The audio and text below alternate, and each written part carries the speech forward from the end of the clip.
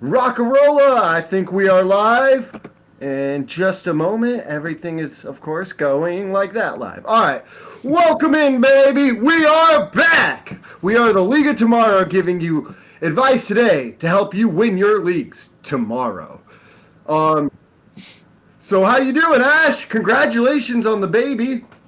I appreciate it, man. I'm extremely tired. as as a new parent should be, but he's trooping through it and still doing the podcast. We appreciate having you back, and we missed you last week. So, well, last episode, but it's awesome to have you back. So That's four kids now. that's four more than I have or to handle. All right, so uh, I mean, I gotta give it to you. I don't know if you listened to a little bit of last episode, but Rondell Moore is looking good right away. And you did make the prediction that Rondell Moore would be the fantasy leader out of all rookie wide receivers. So, I mean, look at this. The college knowledge coming through. Hell yeah. So, how you feeling about him? I love his situation. I mean, he's a special player. He can just he can do so much, and they're using him so far exactly how I hoped they would, and I believe moving forward they'll begin to use him even more. I mean, plays break down. There's nobody as quick on that field as him. I mean, Yeah, he's and not only phenomenal. that, as we said before, AJ Green has been washed up. I never saw him going to be the number two. If anything, Christian Kirk could impede on his role, but they're a completely different style of wide receivers. Where Christian Kirk can do those deeper stuff, leaving Rondell Moore really open to that number two role as far as receptions go, and he has the talent to give you that the yards after catch. So I just love the call. All right. So today we are going to recap Thursday night football and have a new segment called Follow the Rainbow that will lead you target that will lead you to fantasy gold, start decisions, and bounce back candidates. So we'll start with Thursday night football. Woo! What a game! I mean, DJ Moore, dude. This is why I've been telling people DJ Moore was the perfect end of the fourth, fifth round pick. He's already had the yards with not the greatest QB play, and the only thing he was lacking with touchdowns, which was a certainty he could get positive regression basing Darnold, off of Darnold, as long as Darnold could succeed, which he has. So, I mean, what's your thoughts on Thursday night? Well, I think you forgot a key thing. CMC. He's going to be gone for a couple of weeks. That's huge to so many people. I mean, You know what? It's funny you say that because I have this strategy, and I haven't said this on air. Before every Thursday night game, my most droppable guy I usually drop in order to pick up a guy like Chuba Hubbard. Just a back that could be on the waiver wire, and if the starter got injured, that you would just have fantasy gold right then and there off of a waiver wire pick. Sadly, I did go through and look for Chuba Hubbard. Some way, somehow, every single one of my leagues, he was taken. even in redrafts? Every single week. Every Wow. redraft. Yeah. I was like, what? Because I would have got him. I went in to go get him. Nope. I was shocked. I was completely shocked. I was like, well, you guys are smart. I mean, well done. Now I can't take a victory lap. But it is a Uh, good strategy to do that. Pick up on Thursday nights, drop your most droppable guy, pick up that high value handcuff. that makes me think that more people thought McCaffrey wasn't going to hold up more than Well, thinking Hubbard was good. I listened to a guy on YouTube. His name is the Fantasy Doctor. He was talking about CMC and how he was very likely to get a re-injury. So I did have that in the back of my mind all year. Not that I wasn't drafting him 1-1, but I was, and maybe other people watch this guy that many. I don't know, but I was shocked to see everyone was that, Well, I was worried on about it. par. I had in my big money league redraft, I got the 101, and I actually traded down to pick 4. I just had that feeling, and it's so hard for a running back to continuously be number 1. Derrick Henry, he may be an exception as far as finishing so high. Derrick Henry is also not just like monopoly with, or that's not the right word, but He's a tank. well, yeah, exactly. Not he holds up, and he's never really had that injury. There, his body is built differently. Okay, it's He's like injuring people. yeah. Oh, all right. Well, that's it for the Thursday night recap. Starters, be careful with Hubbard. In college, he had a huge fumbling problem, and I'm not talking about maybe every 3 or 4 weeks. There was 3 or 4 games I watched where he had multiple fumbles in those games. And another player to keep an eye out, Tommy Tremble. To I me, drafted him in all my leagues. I love this tight end. We've talked about him, just not on the air, but just to ourselves about how we really like the prospect of Tommy Tremble. he plays to me, he resembles a lot like Aaron Hernandez, where Aaron Hernandez could be moved, he could be played into backfield, put him at fullback. I mean, they could line him up wide. They could use Aaron Hernandez so much, so many different places. Tommy Tremble's the same way. Do what now? If he's like Aaron Hernandez, they could even use him to kill people. Yeah. Yeah. What a weapon. That's a true steak knife position. All right. Also, thank you for pausing me because I want to talk about Brandon Cooks for a second. Oh, yeah. What are your thoughts for redraft? How are you approaching this breakout for Brandon Cooks? Everyone saw this Thursday night that even with Davis Mills, this guy's going to be a bona fide stud. So what are your thoughts on that? What are you going to do with him if you own Brandon Cooks?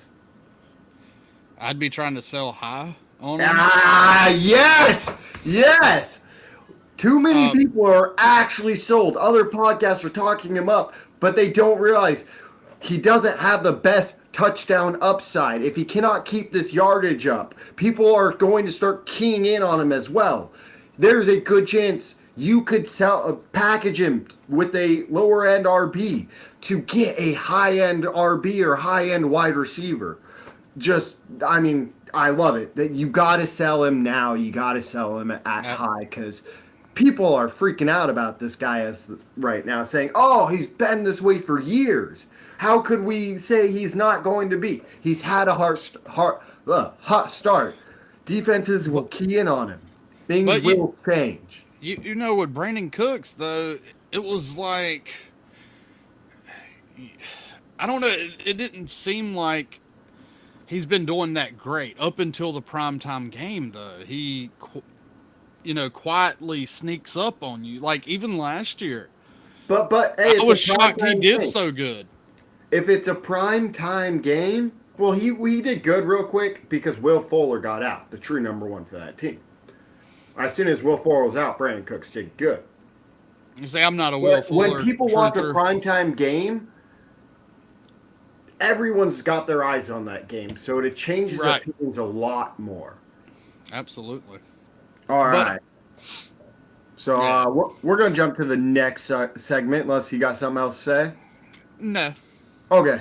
So this is our new segment called Follow Your Rainbow to find the fantasy gold. So these are pretty much players that not just trade for targets, players we think are going on the rise, and they will lead you to championships. So, Ash, who is your Follow the Rainbow player? I think it's Javonte Williams, running back, Denver. It's just he's checked all the boxes in my eye test, and it's a gut feeling. Plus, he's a hometown guy for me. So I actually live right across the street from where he played high school football. I could hear them tonight, actually, the fans. Um, Watching, but watching Javonte in college was awesome. He was doing things like ETN was great at receiving, going in that wide receiver role, but he would break tackles and make plays happen with this speed, with this ridiculous acceleration that would just catch your eye. That was like the difference in tape between him and ETN was ETN wasn't making plays happen like this guy could. right. Yeah. And with the way Denver's going and just the quarterback play uh, with Bridgewater, he don't turn the ball over, but they're going to really have to turn to him with Jerry Jeudy getting hurt. Cortland Sutton had a great game last week, but I don't want to jump off subject. But Javonte Williams, he led the nation in broke tackles. I don't know if you said that or not last year in college. The whole nation. Um, and he's a short, stocky, like a tank guy. Um, but he can be used out in the backfield. He really can in the passing game. I And believe, what do you have, like over 500 yards? Or maybe it was a little less than that, but he had a good amount of receiving yards in college. You're correct on that. yeah, and I think that gets blown out of proportion with a lot of backs. It's not that hard to catch the ball. It really isn't. I mean, I could understand if you were 275 or something, but I mean, it just gets overlooked. A lot of players don't get used in college like that, like Jonathan Taylor. But anyways, Javonte Williams, I mean, he can be played in that kind of game script. Melvin Gordon, I'm not I'm not high on Melvin Gordon. I think he's going to get replaced pretty quickly. Well, to on that point, last week, Javonte Williams, 13 touches. Melvin Gordon, 13 touches. So I expected the acclimation for Javonte Williams to be a slow process, to be that second half league winner. To see him getting a 50%, touch share with Yeah. Melvin matching him this quickly, dude, go get this guy while he's cheap. And And if you got him, if you have him, don't jump ship yet. no, no, the opposite. Go out, and if you're a RB needy team, go get this cheap running back that has RB1 upside. Once he gets more acclimated into this offense. Do you think people could trade Melvin Gordon for him? Do you think anybody would I think actually do that'll that? happen 9 out of 10 times. Okay. At I know least. I would. There you go. I love that. Go out and offer Melvin Gordon after you win your league. Yep. Who's your guy? I got two guys. One I wanted to touch on just because you weren't here last week. This is a man we were taking all day in the fourth round, saying he should never be here. He's not that RB that's on the cusp. This is Deandre Swift. And a lot of people were off of him because this is Jared Goff. This is the Detroit Lions. They're a terrible offense. Jamal Williams is in town going to steal touches. Yes, this is all true, but what you guys were underestimating is Deandre Swift is one of the best pass catching backs. Over 700 yards receiving his final season in college. This guy was a great receiver. So this means he's game script proof. Even if Jamal's stealing some carries, he's getting those 2-minute drill. When the 2-minute offense is there, he's getting that work. And yet, despite him being this pass catching back, you guys were scared because of touchdowns and a bad offense. Well, the best backs give you that pass catching work for safety. And if you get the touchdown on top of that, they have a giant week. That's how CMC was scoring so many points without touchdowns. Well, I'm just ready for the Lions to actually realize how they need to use this guy. I have him in my only standard league, and it's one of my favorite leagues. It's a college-based league. There's 86 teams in it. It's NCFF, and I'm the Florida Gators. You start 6 guys, and you got to start a quarterback, at least 1 running back, and 3 receivers. But you can choose 2 running backs for that 6th pick, or another receiver / tight end. Tight ends mixed in. But my running backs are Jonathan Taylor and Deandre Swift, and I went into Monday night with needing 6.8 points out of Swift, and now it's not PPR, but in garbage time, he saved me with like 2 minutes left. I was still needing 20 yards from him, and he got it. But looking back the last 2 weeks, the Lions have used him. Seemed like when they got down big, like they were down what was it, 41-13 to San Fran? Almost came back, but was that the score though? I mean, it was something stupid. I think it was it 31 or 41? Maybe San Francisco ended up scoring again to make it 41. I can't remember. But they're not using him correctly yet. But it's obvious. They've got to. Exactly. He's got to. He was, most people's, including mine, Jonathan Taylor in the draft last year, the 2nd best running back. He wasn't my number 2, but I was real high on him. Oh, yeah, he was my number 2, Swift. And it wasn't even close. But they've got to change it up, and I think they will. All right, so my other, definitely this is an easier trade for target as well. And I think he'll lead you gold soon, which I know he doesn't have the best next couple of weeks. I believe he has, Falcons is his best matchup besides that in the next 4 weeks. Besides that, it's pretty bad. But Antonio Gibson, I just love this guy as, converting from a receiver. He's had over 180 yards already. Okay, over 180. Touchdowns have not gone his way. With 32 total rushes and 5 receptions. 33 and 5. So this is a guy who's getting, almost 20 touches a game. Being used in the passing game even a little bit more. Touchdowns haven't gone his way. His yards has been fine.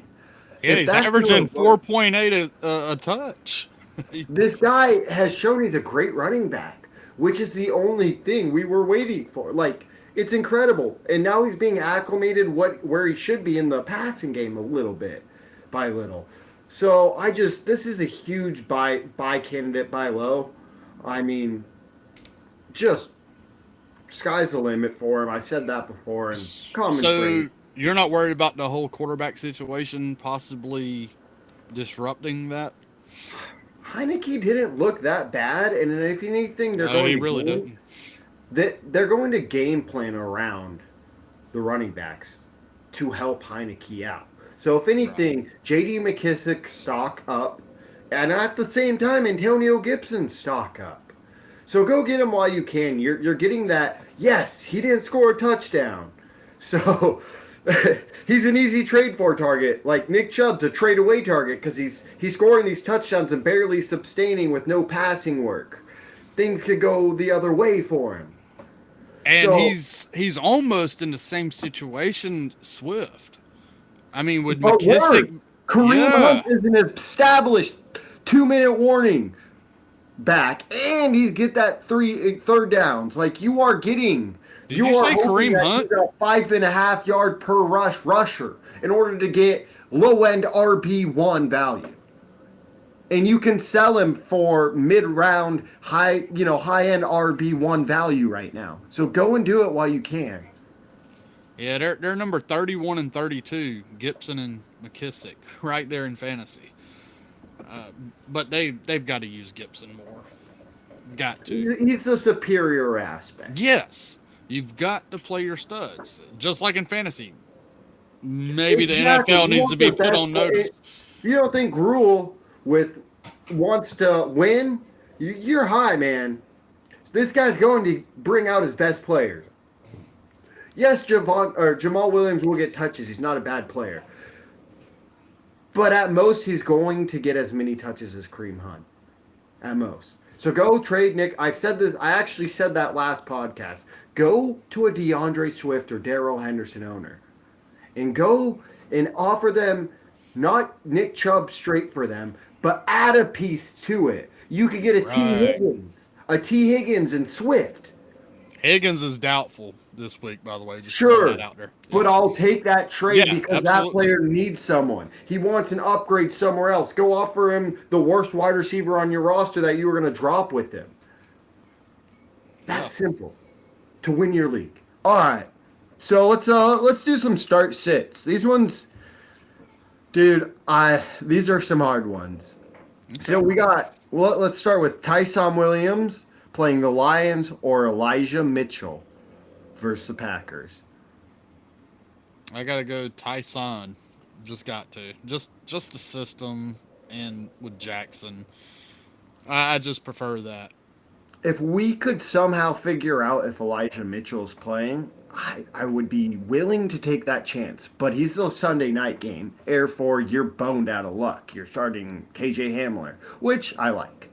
But not compared to Tyson Williams. Tyson Williams seeing about 33% snap share, 30% through the first 2 weeks. Tyson Williams versus the Lions. Scoring opportunity, doesn't need a lot of snaps. It's going to be easy to run them. The only thing about Tyson is if Lamar steals the first couple touchdowns, then they have to just run it out. And they'll probably test their other running backs and, lay low on Tyson if they're that high on him. Hey, who's the Sunday night game?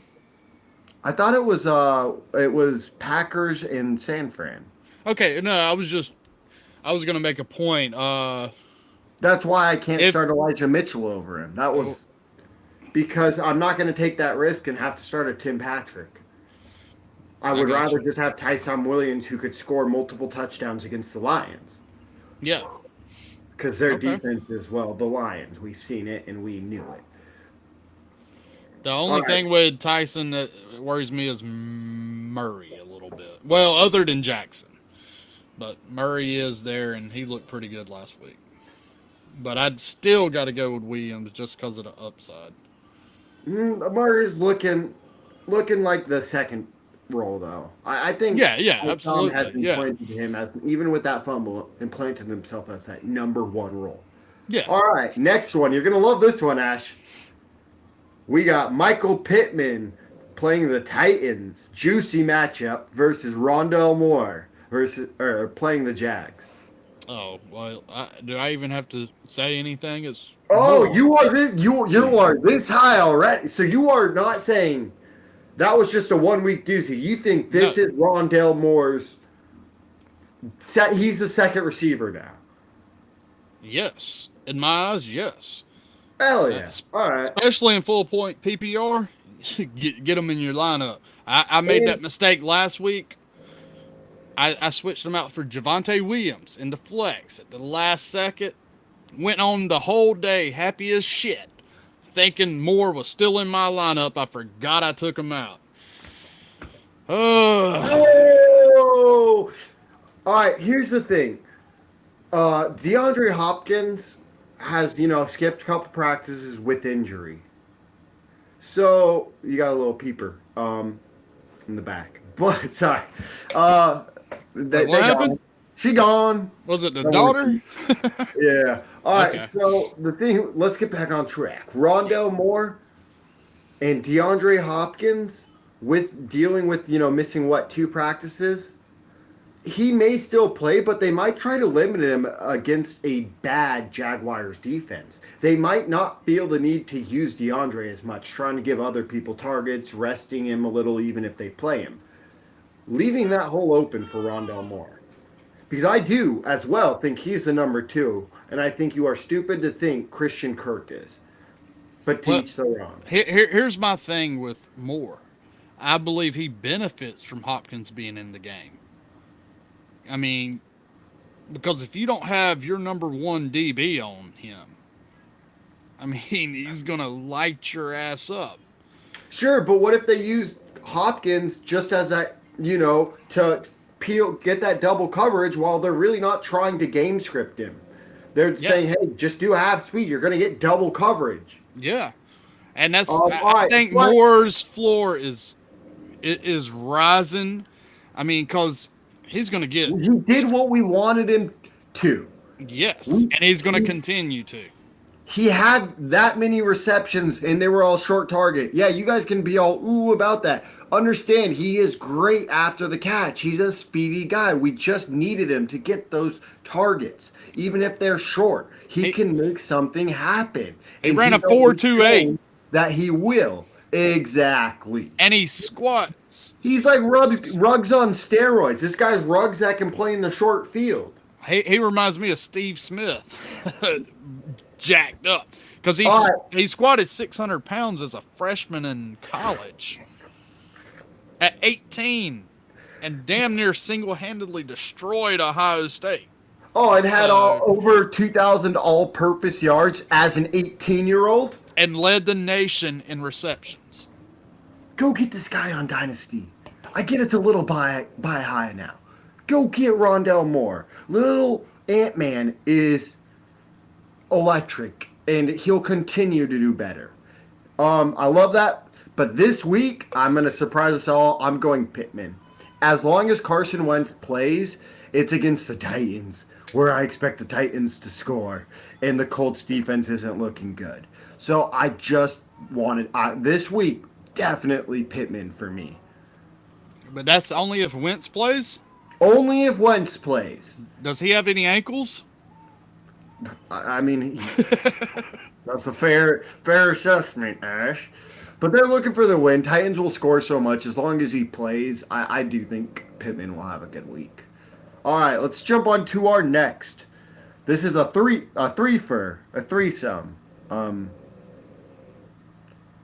All right, Tannehill versus the Colts, Fields versus the Browns, or Daniel Jones versus the Falcons. Daniel Jones. Really? Yeah. Dude, this one has been so hard for me. It makes me feel good you were so quick to say that because I have Daniel Jones starting in a league where I punted the QB. Yeah, I mean, Fields rushing upside. Like I said, with Tannehill, if Wentz I knew was going to be healthy the whole game, I'm going Tannehill just because I think it'll be a high-scoring affair. But with with Wentz not being, questionable and not being healthy, I will go Daniel Jones as well. Falcons defense sucks. Matt Ryan can still score against the Giants. That can still be a high-scoring game. So give me the rushing upside of Daniel Jones for that. It's close with Fields, but I give it a week with Fields if you can just start Daniel Jones. Fields should be a must start most weeks after this week, I will say. Yeah. All right, let's go to the next one. Damien Harris versus the Saints, or Tyson Williams versus the Lions. Tyson Williams again?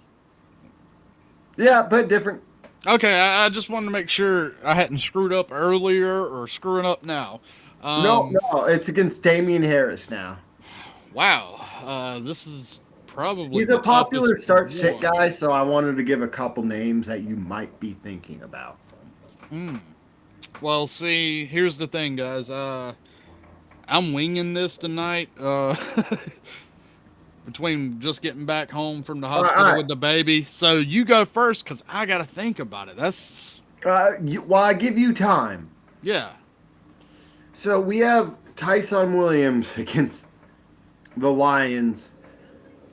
But here's the thing. With 33% snap share, it's not bad. But Damien Harris has already proven that he is the lead back.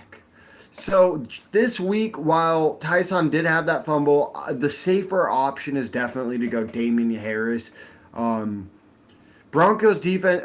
Saints defense is not shown to be the greatest so far.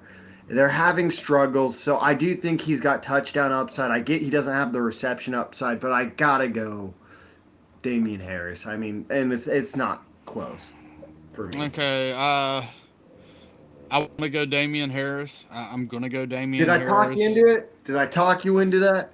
No, I was thinking Damien Oh, Harris, but oh here's God. the only issue I was debating. Obviously, with the Patriots and the way they use running backs, who knows who's really going to have the game? But with Williams and Lamar, I could see it being Williams as well because I could see the defense not stopping Jackson, but if he's not having a good passing game and they can almost like the Titans did a couple of years ago in the playoffs. They didn't stop him, but they slowed him down. They just contained him, almost made him play from the pocket. Um, and if they do that, and maybe Williams gets more touches, but I've got to go with Damien Harris. Hey, right on. All right. So next we got Corey Davis playing the Broncos versus Michael Pittman playing the Titans. Well, I've got to go Michael Pittman just because in my Survivor, I've got the Broncos this week, so You biased little fudge. All right. Look, here's the thing. He chose the right thing. Not the best take on that. But Corey Davis playing the Broncos, a little bit better of a defense. Zach Wilson has looked like utter shit. but we kind of knew By that. the way, my bust candidate for QBs out of the 5. That was the one he never should have went number 2. Right. I mean, if you could redo the draft today, I can promise you the Jets aren't going to take him number 2. He's not. And the Bears don't get Fields. Yeah. Bears lucked out. But that's not the best matchup. On top of, even if Carson Wentz isn't playing, I will still take Pittman over Davis because his upside is definitely better. There should be a higher scoring game, worse defense, and Pittman. Who's the other receivers playing? I mean, Paris Campbell, is he playing? He's kind of playing. He's not showing out. I know he was hurt last week and inactive, so Well, I they didn't know if he got, was going to be active this week. Yeah. They do have, oh my gosh, I'm forgetting his name because I hate him so much. But he's been there since the T.Y. Hilton days, and that's been everyone's hot waiver wire ad. Gosh darn it, let me. Is that Pascal? Yeah, thank you. Yeah. Yeah, so they do have him, but I don't see a huge upside. He's never going to be the number 1 for the team, despite what people were saying. I don't think he'll be number 1, but I think he's a sneaky. He's a viable number 2. No, I'm talking. Yeah, he's a viable number 2 receiver, but Pittman has a much better chance of taking that number 1 role. Yeah, and if Eason plays, if it is him, I mean, you got to think he targets the true number 1. Oh, hey, we just got a subscriber and a like. Thank you very much, listener. If you have a comment, you can definitely comment down in the comment section and we'll answer it on air for you. Appreciate the like and subscribe. And we have two more guys on the starts. Tim Patrick versus the Jets. Or Darnell Mooney versus the Browns. Ooh. Tim Patrick or Mooney? So Tim Patrick's got that juicy matchup with the Jets. But I think he's the number 3 on his team. I think KJ Hamler will succeed him in that role. Yeah, he's not really someone like I'm him. actually looking to start in most places. But Darnell Mooney is the guy I've been talking up all offseason. And look what he's done with Andy Dalton. With very few fantasy points being put out. He's almost getting Allen Robinson like he's the 1B more. Although he's probably the best, the 1B to 1A, but he's probably the best 1B to a 1A in the entire NFL. He's not that alpha, but he is such a great 1B receiver. So I'm going to take this guy. I think with Mooney, his ceiling is even better. Or sorry, with Fields, his ceiling is even better. And I'm excited to start this guy in a flex if I'm, going up against a guy like Tim Patrick. Yeah, and I've got to go Mooney. Uh, Javonte Williams, this is his breakout week, so they're not. Tim Patrick's not getting the ball. Got to go Mooney. There you go. Stick to your guns. All right. So on our last, sorry, my notes are going bad. All right. Bounce back candidates. This is a couple players we each have strong feelings about too, so I like this. The first one, and I think it'll be pretty simple and easy for both of us. Our bounce back candidates. Will Saquon Barkley bounce back? Yes, he will. This So, is he may finish number one. Like what happened? Oh, I just said he had a 84% snap share last week. Sorry, I was checking the comment. Oh, yeah, Barkley. He's gonna kill it this week against Atlanta. Kill it. I hope. Yeah. Look at that matchup. If Daniel Jones does bad, just remember it's because Saquon Barkley just had a phenomenal week. And that's the choices. Let's not forget about Saquon Barkley. People, I don't understand why. It's not a talent issue. Everybody should know, and if you don't really know football. Saquon Barkley is the most talented running back in the NFL. He's the most talented since Barry Sanders, probably, in my opinion. So it's only a matter about health. Is he 100%? Is he confident with the knee? We don't get to see all that, but yet we never downgraded CMC. right. Yet we still kept him at the 1-1, despite him having and Barkley. Same with Dalvin Cook. But guess what? The Giants are being smart about it, and they're letting him feel it out. They're sitting there saying, hey, don't stress yourself. We're not going to roll you into it like they did CMC and got him injured. They're letting him acclimate back. So go trade for this guy while you still can. If because you can. there's less injury risk when they're acclimating, saying, hey, how you feeling? If they could, they would rush him every time. 20-plus times a game, and he'd get his... But it's based on him being acclimated back and the coaches not rushing him. He still has all the upside, and it's looking like he's feeling better again with that snap share that happened last week. The only thing I can say, well, I'm going to hit a timeout before I make this comment, and I hope I don't forget it. What the hell's up with the hair? Dude, it took you, we talked for an hour before the podcast. I know. An hour.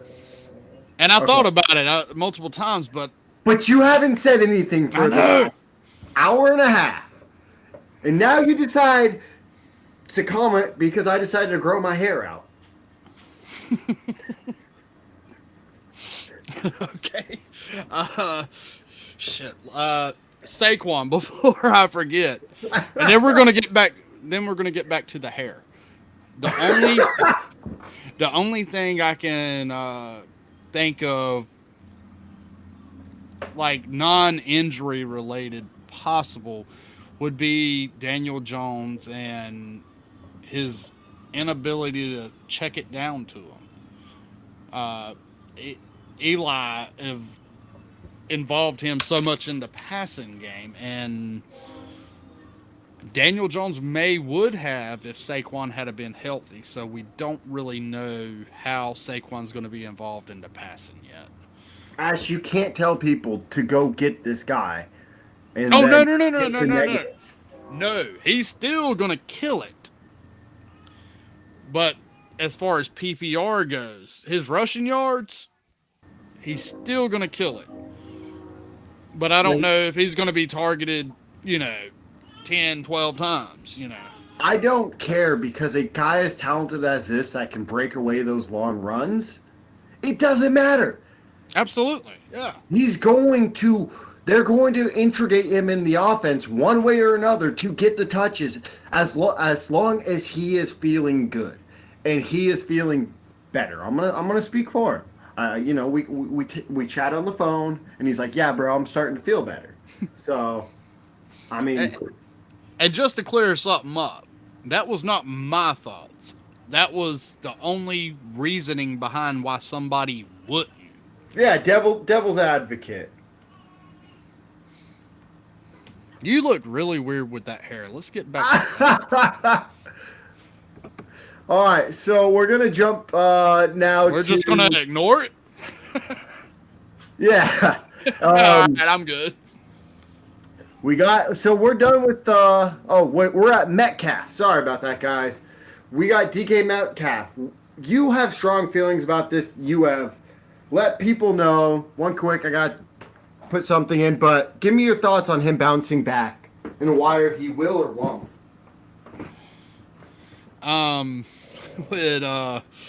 Give me 1 second here. I'm looking something up. Let's see. Guys, I'm sorry. What have I done? Oh, crap. Let's see. I've been in the hospital all week, so let me look at the Darn it.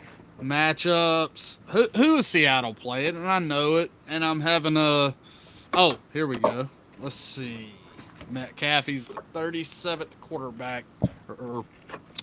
Wide receiver right now. Let's see. They're playing Minnesota. Okay.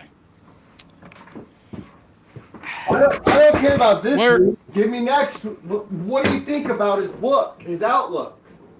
Oh, his outlook moving forward? Yes. This is a bounce back candidate. Okay. I think he's got a solid floor, but I don't feel this year he's going to have what everybody's expecting him to have, like what he was drafted to be. And so far we've seen that. What is going on? My dog. Oh.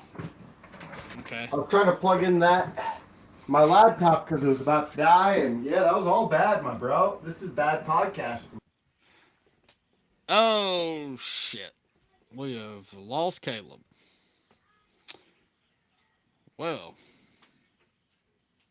not really sure what's going on there.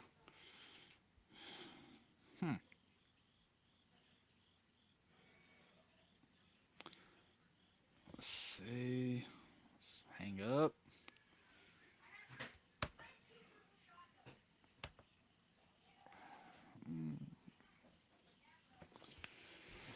Anyways, guys, I'm sorry. We have seemed to have lost the host, and he's got the show sheet.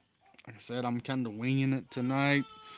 And you can probably hear the baby in the background. So it's kid number 4.